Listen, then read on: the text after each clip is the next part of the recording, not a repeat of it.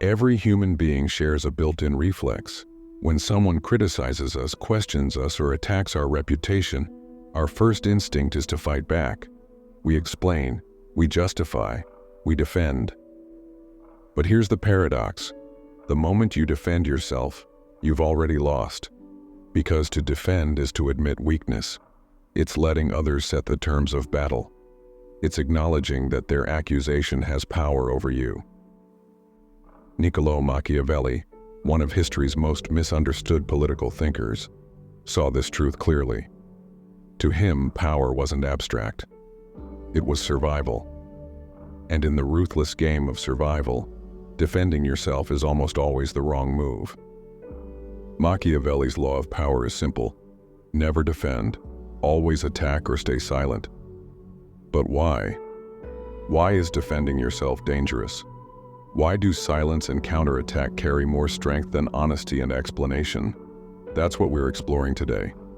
We'll step into Machiavelli's brutal world of assassins, rival princes, and fragile reputations. We'll see how defending yourself can turn allies into enemies, and how refusing to explain can make you untouchable. And we'll bring this wisdom into modern life, from politics and business to relationships and social media. Because this isn't just Machiavelli's story, it's yours. And it's about the hidden power you lose every time you defend yourself. Imagine this. A rumor spreads about you at work. Someone whispers you're disloyal. Someone claims you made a mistake. Most people rush to explain. They plead their innocence. They present evidence. But here's the brutal truth. The very act of defending makes people think there must be something to defend against. Shakespeare captured it perfectly through Queen Gertrude. The lady doth protest too much. The more you insist, the guiltier you look. That's why Machiavelli wrote that appearances matter more than reality. People don't see the truth, they see the performance. And what does the performance of defense look like? Weakness, fear, insecurity. Even if you're innocent, you've already handed your power to the accuser. To understand Machiavelli's law, you need to understand his world. Florence in the late 1400s wasn't just about art and culture, it was a battlefield. The Medici and Borgia families didn't debate policy. They staged coups, hired assassins, and poisoned rivals. Accusations weren't about truth, they were weapons. A clever prince could destroy you not by killing you, but by planting doubt in the minds of others. Machiavelli saw it firsthand. As a diplomat, he negotiated with kings, popes, and mercenaries. He watched reputations rise and collapse with a single whisper, and he noticed something. Those who rushed to defend themselves usually destroyed themselves, but those who ignored the attacks, or better, turned them back on their enemies, always came out stronger. The lesson was clear. Defensiveness is submission. Silence is strength. Counterattack is power. Why does this rule still work today? Because human psychology hasn't changed. People aren't neutral, they're emotional, biased, and suspicious. When you defend yourself, you make the accusation the center of attention. Even if your defense is flawless, the seed of doubt gets planted. But if you stay calm, or flip the accusation back on your enemy, the focus shifts. Instead of asking, "Are you guilty?" people start asking, "Why is your enemy so desperate to attack?" The burden of proof flips. The accuser looks insecure, you look untouchable. This is why great leaders rarely explain themselves. They act, they command, they project certainty. Because power isn't about being right, it's about looking unshakable. History is full of examples. Julius Caesar. When rumors spread that he wanted to be king, Caesar didn't waste time defending his loyalty. Instead, he staged grand games and projected strength. By the time his enemies struck, it was too late. Napoleon Bonaparte. When accused of betrayal during his rise, he didn't argue. He launched bold campaigns.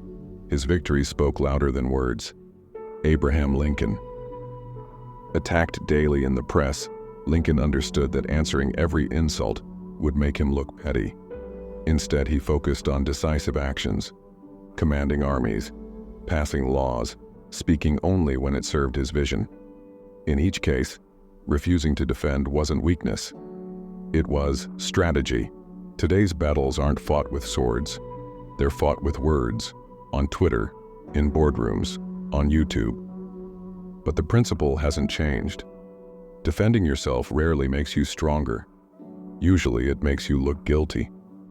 In politics, the strongest leaders don't scramble to answer every attack. They stay on message, they pivot, or they counterattack harder. In business, when competitors criticize you, rushing to respond only highlights their attack. But shifting the narrative, focusing on your strength or exposing their weakness, makes you look dominant. Even in personal relationships, this rule holds. If someone spreads gossip about you, chasing everyone down to set the record straight only spreads the story further. But if you stay calm or laugh it off, the rumor dies. Machiavelli understood something most people miss. Silence is not weakness. Silence is intimidation.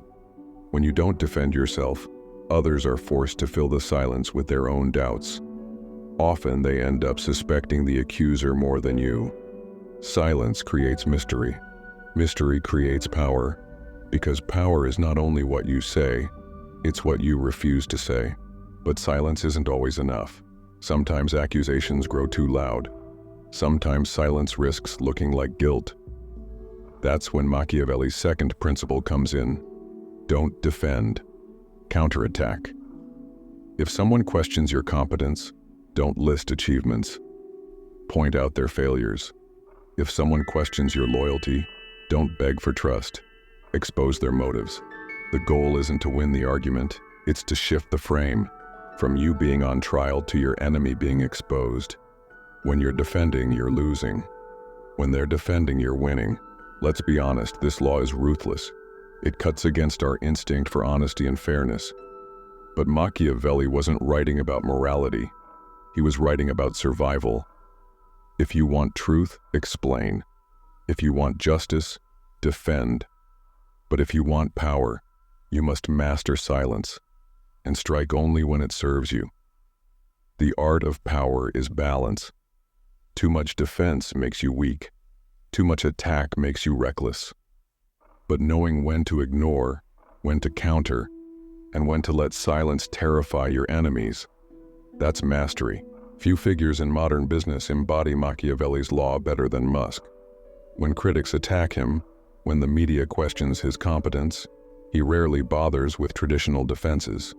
He doesn't issue long explanations or carefully crafted apologies. Instead, he doubles down. He tweets provocations. He shifts the narrative back to his vision.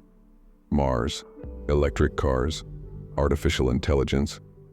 By refusing to defend, Musk keeps the spotlight on his goals, not his critics. Even when controversy explodes around him, he walks away with the one thing that matters in power: control of the conversation. Agree with him or hate him, Trump is a living case study in Machiavelli's ruthless law. Throughout his political career, accusations came at him daily, but instead of defending, he counterattacked. When called corrupt, he branded opponents as crooked. When accused of lying, he branded the media as fake. Rarely did he explain. He redirected. This strategy polarized the nation, yes, but it also cemented his image as untouchable to his base. Because he refused to play the defensive game, Jobs faced brutal criticism in Apple's early years. Competitors mocked his designs as toys. Analysts claimed he didn't understand business. But Jobs didn't defend himself. He didn't argue with charts or counter-arguments. He simply released the Macintosh, then the iPod, then the iPhone. Each product was a counterattack more powerful than words. Jobs didn't need to explain. He let results defend him, and that made him untouchable. This law isn't just for billionaires and politicians, it applies to you. Think about your own life. A friend questions your loyalty. A colleague spreads a rumor. A family member criticizes your choices. Your instinct is to defend, to justify yourself, to prove them wrong. But what if you resisted that urge?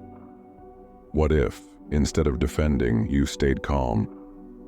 What if, Instead of explaining, you shifted the focus back on them. When someone says you've changed, don't defend yourself. Smile and reply, maybe you haven't. When someone spreads gossip, don't chase it down. Live in such a way that the gossip collapses on its own. By refusing to defend, you do something powerful. You stop playing on their terms. You force them to play on yours. At its core, Machiavelli's law isn't really about silence versus words, it's about control. Defending yourself is reactive. It means someone else set the agenda. It means you're answering their question instead of asking your own. But when you stay silent, or when you counterattack, you seize control back. You refuse to let others frame your identity. You define yourself on your own terms. That is the essence of power. So here we are. From Renaissance Florence to Silicon Valley, from emperors to everyday life, one truth holds: to defend is to lose. To stay silent or to strike back is to win. Machiavelli's law is ruthless, yes, but it reveals something about human nature most people don't want to admit. People respect strength more than honesty. They follow confidence more than explanations. So the next time someone questions you, remember this. You don't owe them your defense. You owe yourself your power. Because once you stop defending, you stop bleeding power. You stop playing on their terms, and you start living on your own. That is Machiavelli's ruthless wisdom, and it's the wisdom that can make you, in any arena of life, untouchable. So let's return to Machiavelli's law. Never defend yourself. Every defense is an admission. Every explanation is ground lost. Instead, project strength. Stay silent when you must. Counterattack when you can. Machiavelli's world was violent and unstable, but the psychology of power hasn't changed. We still live in a world where perception beats truth, where silence creates mystery, where confidence beats explanation. The next time someone questions you, remember, defending yourself may feel natural, but if you want power, if you want to remain untouchable, resist the reflex. Stand calm, say nothing, or turn the attack back on them. That is Machiavelli's ruthless law of power, and once you master it, you'll never look at defense the same way again.